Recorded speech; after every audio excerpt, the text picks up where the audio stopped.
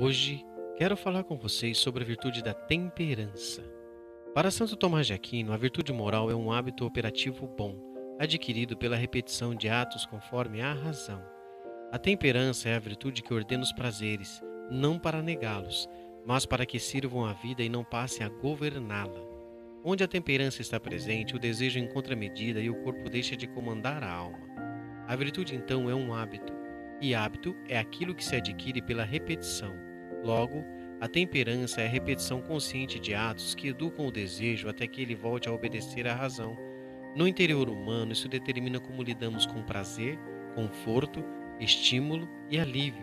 Se sou habituado a parar antes do excesso, continuarei capaz de parar antes do excesso. Isso é o que se alcança pela repetição consciente. Mas por que isso é importante? Porque a falta de temperança aparece em problemas muito comuns hoje, dentre eles a compulsão. Sim, pode parecer exagero chamar isso de doença da alma, mas Tomás é muito preciso. Quando o prazer deixa de ser regulado pela razão, ele passa a ocupar um lugar que não lhe pertence, e a alma começa a buscar no prazer aquilo que deveria encontrar no sentido, no bem ou no repouso interior. A compulsão, segundo a lógica tomista, não nasce do prazer em si, mas do uso desordenado do prazer como fuga do vazio. O corpo pede mais porque o coração não consegue permanecer. Pode parecer uma relação distante, mas Tomás é claro. É pela virtude que se chega à ordem interior. Então, se você sente dificuldade em parar, exagera para aliviar tensão, precisa constantemente de estímulo para se sentir bem, ou foge do silêncio e do vazio, é um claro sinal de que falta a você temperança. Mas a compulsão não é a única manifestação dessa carência. A ausência da virtude da temperança gera uma série de doenças interiores que raramente são reconhecidas como tal, porque se disfarçam de hábito moderno, necessidade, direito ao prazer ou até autocuidado. Santo Tomás, no entanto, é muito claro. Quando o desejo não é educado, ele começa a dominar pouco a pouco toda a vida. Uma dessas doenças é a busca constante por estímulo. A pessoa não consegue permanecer sem algo que a distraia. Comida fora de hora, tela em excesso, ruído constante, consumo. Não porque seja fraca, mas porque o desejo já não tolera o vazio. Onde falta temperança, o silêncio se torna insuportável. Outra manifestação muito comum é o prazer como regulador emocional. Aqui, o prazer deixa de ser resposta natural ao bem e passa a ser usado para aliviar tristeza, frustração ou cansaço. A pessoa não descansa, ela se anestesia. Para Santo Tomás, isso é um claro sinal de desordem do concupiscível. Também encontramos a incapacidade de suportar limites. Pequenas frustrações geram reações desproporcionais. Esperar, renunciar, aceitar o basta se torna difícil demais. A alma não foi treinada para conter o desejo, e por isso qualquer limite é vivido como violência. Há ainda a insatisfação constante. Mesmo após o prazer, a pessoa não se sente plena. O desejo pede mais, mais rápido, mais intenso. O prazer perde a capacidade de saciar porque foi deslocado de sua função. Onde falta temperança, nada parece suficiente. Outra doença típica é o uso do corpo como campo de compensação. O excesso não está apenas no que se faz, mas no motivo pelo qual se faz. O corpo passa a carregar o peso de uma alma cansada de sustentar a si mesma. Por fim, uma das formas mais silenciosas da falta de temperança é a incapacidade de repousar. A pessoa até para, mas não descansa. Mesmo no lazer, continua inquieta. Aqui, o desejo já não obedece e a alma não encontra sossego. Perceba como todas essas doenças têm algo em comum. Não é rejeição ao bem, mas uso do prazer para fugir do peso da vida. É por isso que Santo Tomás afirma que a temperança não é uma virtude dos reprimidos, mas dos que precisam reaprender a desejar. Ela não elimina o prazer, nem o corpo, nem o conforto. Ela apenas garante que o desejo não governe a razão. A temperança é, portanto, a virtude que ensina a alma a dizer: isso é bom, mas não me domina, e por isso eu paro. E é exatamente aí que começa a cura. Mas como podemos ter essa temperança? Pelo treino. Mas como é esse treino? Aqui vale a mesma analogia da academia.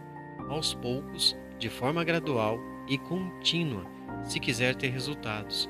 O treino da temperança pode ser iniciado com a escolha de pequenos atos, tais como: primeiro, parar antes do excesso. Não espere chegar ao excesso para tentar se controlar. O treino da temperança começa quando você aprende a parar um pouco antes. Esse pequeno limite, repetido conscientemente, ensina ao desejo que ele pode ser governado. O prazer deixa de comandar e volta a servir à vida. Segundo, comer, usar ou consumir com presença. Antes de agir, pergunte-se com honestidade: isso é necessário ou fuga? Esse simples gesto devolve presença ao momento.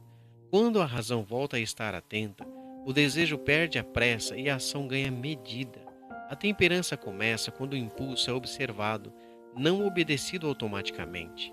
Terceiro, aceitar pequenos vazios sem preenchê-los. Nem todo desconforto precisa ser imediatamente aliviado. Treinar a temperança é aprender a permanecer quando o impulso pede fuga. Esse permanecer educa o desejo a não exigir satisfação instantânea.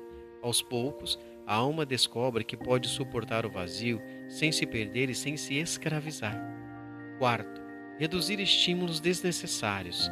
Reduzir estímulos é um treino direto de temperança. Menos tela, menos ruído, menos excesso ajudam o desejo a se acalmar. Quando o ambiente se ordena, a alma respira melhor. O coração deixa de correr atrás de estímulos e reaprende a sentir o que realmente importa. Quinto, não usar prazer como recompensa emocional. Evite usar o prazer como prêmio por cansaço, frustração ou esforço excessivo. Esse hábito transforma o alívio em compensação emocional.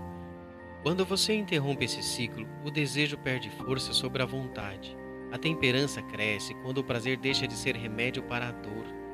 Sexto, jejuar de algo lícito e possível. Dizer não a algo lícito e possível é um treino silencioso de temperança. Esse gesto simples fortalece o domínio interior e prepara a alma para resistir ao que realmente desorganiza. Ao aprender a conter-se no pouco, o desejo deixa de governar e a razão retoma o comando. Sétimo, distinguir descanso de anestesia.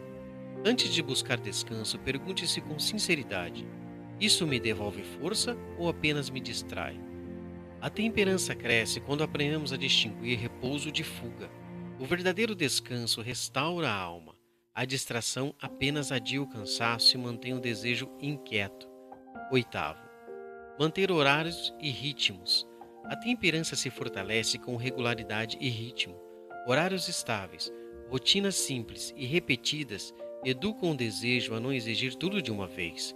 Quando a vida se torna desordenada, o desejo se agita e perde medida. A constância devolve calma e governo ao interior. Nono, suportar o limite sem revolta. Quando algo chega ao fim, não corra imediatamente para substituir. Treine permanecer no limite e na falta por alguns instantes. Esse permanecer educa o desejo a não reagir com pressa. A temperança cresce quando a alma aprende que nem toda ausência precisa ser preenchida. Décimo, repetir, não variar. A virtude não nasce de atos intensos e isolados, mas da repetição fiel. Poucos gestos, feitos muitas vezes, moldam o interior. A temperança se constrói assim, não pela força, mas pela constância. É a repetição diária que educa o desejo e cria o hábito. A temperança não se constrói em grandes renúncias heróicas, mas em pequenas contenções silenciosas, repetidas dia após dia. Ela nasce quando a alma descobre que pode desejar sem se perder, usar sem se escravizar e parar sem entrar em angústia. E quando esse hábito começa a se formar, algo muda profundamente. O excesso diminui, a inquietação cede, o corpo se acalma e o prazer volta a ser o que sempre deveria ter sido, servo da vida e não seu senhor. A temperança não elimina o prazer, ela apenas garante que ele não governe. E isso, para Santo Tomás, é um enorme sinal de cura interior. A alma começa a se curar no dia em que aprende que pode desejar sem precisar fugir de si mesma. No próximo vídeo eu quero rezar com você pela cura das doenças causadas pela falta da temperança.